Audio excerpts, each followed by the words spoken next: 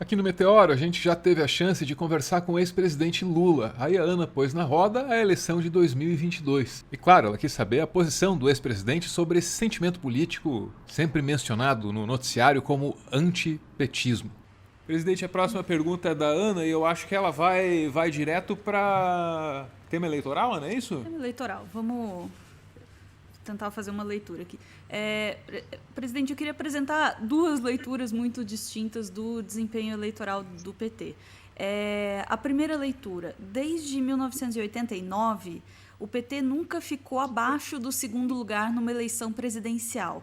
Se é assim, a eleição de 2018 mostra que o PT manteve a média histórica do seu desempenho e continua, portanto, sendo uma força política dominante no Brasil. Lendo as coisas desse jeito, o PT não tem nenhuma boa razão para abrir mão do seu direito de lançar uma candidatura própria em 2022. Está tudo certo. Mas aí vem a segunda leitura. Veja, o PT chegou à presidência no início do milênio e teria se mantido no poder através das eleições e sem alterar a regra do jogo se não fosse o impeachment ou golpe e a ascensão de uma nova força política chamada de antipetismo. Essa força seria estimulada justamente para impedir o PT de reconquistar o Planalto. Então, seguindo essa leitura, seria mais estratégico apoiar qualquer outro nome no campo progressista e criar no Brasil um ambiente capaz de dissipar com o tempo aquela força de negação chamada antipetismo, né? Esses são dois jeitos de ver as coisas. Eu me pergunto se alguma dessas duas leituras coincide com a maneira como o presidente Lula vê as coisas e também gostaria de saber que futuro o senhor vê para essa força, esse sentimento negativo aí, que se convencionou chamar de antipetismo. Tem uma saída para isso? E a minha pergunta, acho que para ser um pouco mais clara, passa por uma coalizão, né? Passa por uma frente de esquerda? É uma dúvida. São coisas distintas. Deixa eu te fazer uma pergunta, Ana. Você acha que o corintiano torceria para o Palmeiras se o Palmeiras mudasse de nome? Como corintiana, eu vou dizer que não sei. Você acha que o palmeirense votaria no Corinthians se o Corinthians mudasse de nome? Ana, se faz muita especulação sobre coisas que as pessoas às vezes pouco conhecem. Veja, eu fui uma pessoa que briguei muito pelos dois turnos das eleições. O que eu queria com os dois turnos? Eu queria com os dois turnos que todos os partidos políticos, independente do seu tamanho, pudessem ter candidato, pudessem fazer um programa e pudessem defender o seu programa para que ele pudesse crescer.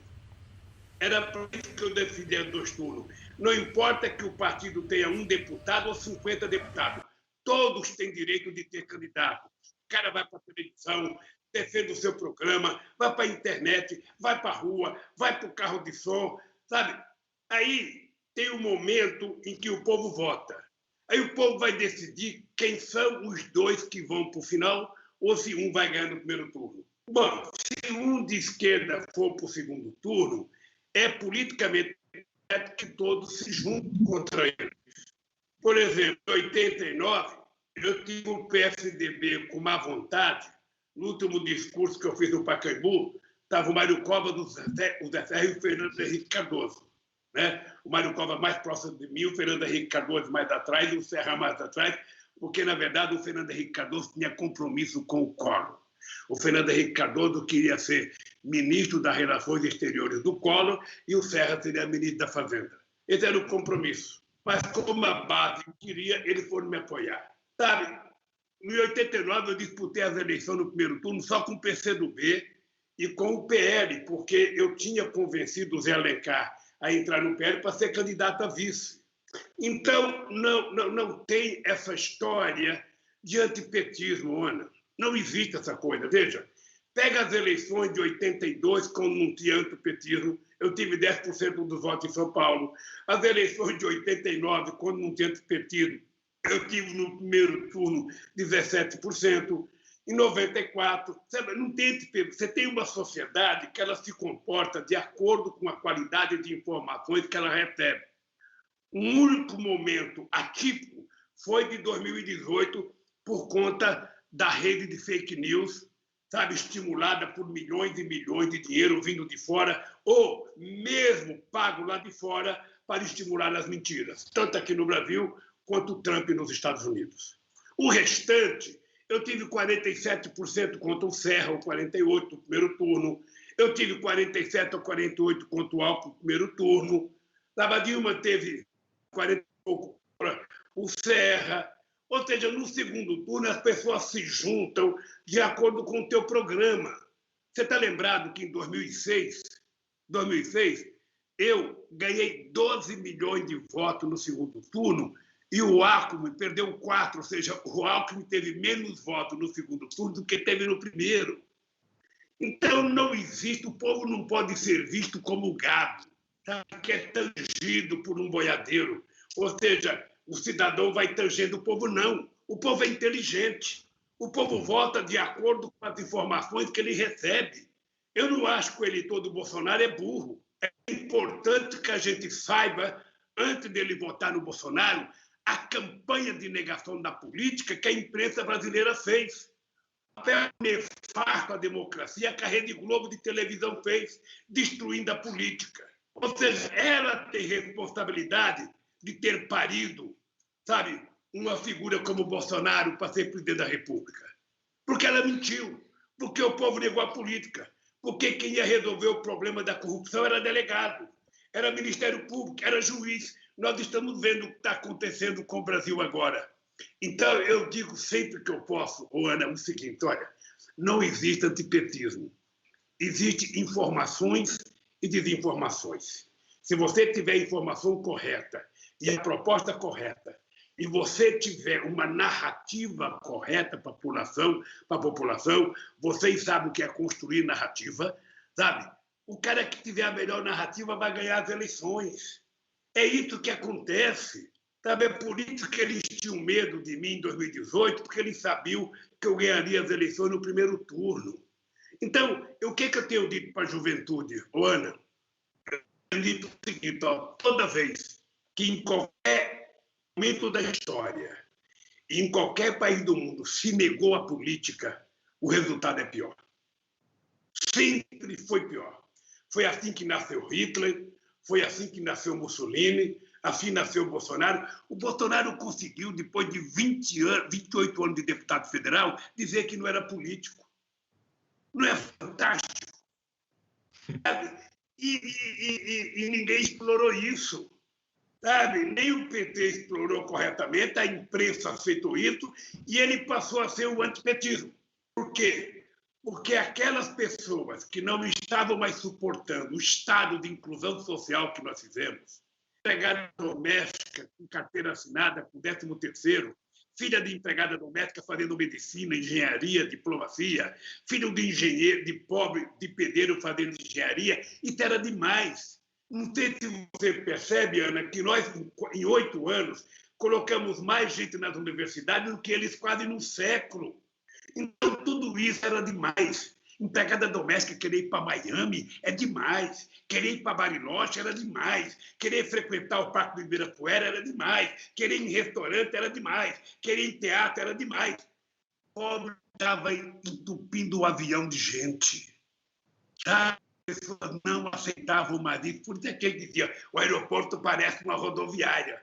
Porque ele estava acostumado só com granfino no aeroporto. Quando o pobre começa a chegar lá, aí eles ficaram com raiva, estava na hora de tirar o PT. Então, é isso, na verdade, que o PT, sabe, deveria ter tido mais força em 2018. Eu esperava ser candidato, eles me tiraram. E eu posso te dizer uma coisa, não acredito em antipetismo. Quem é antipetista? Os bolsonaristas. Quem é antipetista? Os tucanos. Quando eu deixei a presidência, em dezembro de 2010, eu tinha 87% de boi ótimo, tinha 10% de regular e tinha 3% de antilulista, que era de antipetista, que era o gabinete dos tucanos. Então, não existe essa história. O mundo é assim. Na Alemanha é assim a disputa entre o CDU e o SPD. Nos Estados Unidos é assim a disputa entre democrata e republicano. Na Espanha é assim. Em todo lugar do mundo, as forças se degladiam e normalmente sobra duas. O que as pessoas têm que entender, Ana, é que o PT, em apenas 20 anos, se transformou no partido de esquerda mais importante da América Latina, com erros e defeitos. E nós somos compostos de seres humanos, somos quase 2 milhões de filiados, e você sabe na sua família, com menos gente, quanta briga tem, quanta divergência tem, quantos cacetes existem na nossa família para decidir uma viagem, para decidir qualquer coisa. Imagina num partido político. Mas é isso, eu não tenho medo do antipetismo, não. Não tenho medo. Eu tenho a vontade de conquistar os 30% da população brasileira que não é nem antipetista nem pró-petista. São cidadãos brasileiros que querem conhecer a verdade para votar corretamente no dia das eleições. É por isso que eu não jogo os bolsonaristas fora. Não. Se quiser um abraço apertado, venha para o meu lado, que eu sei dar um abraço apertado, sei tratar com carinho. Eu quero é que ele deixe de ser miliciano. Eu quero é que ele deixe de ser antidemocrata. Eu quero que ele aprenda a conviver com uma pessoa que não gosta dele num restaurante. Eu quero que ele aceite ir num restaurante ter um cara de outro partido político e ele tratar bem, de forma civilizada. Eu não quero que ele saia agredindo ninguém na rua. Então é isso. E é essa gente que nós temos que ganhar para ganhar as próximas eleições, se Deus quiser, nesse Brasil que não aguenta mais o ódio, não aguenta mais as provocações, não aguenta mais o descaso com a pobreza, com o desemprego e com o coronavírus. A entrevista completa está disponível aqui no canal. O link deve estar aparecendo aí na tela, isso se eu não fiz nada errado. Valeu!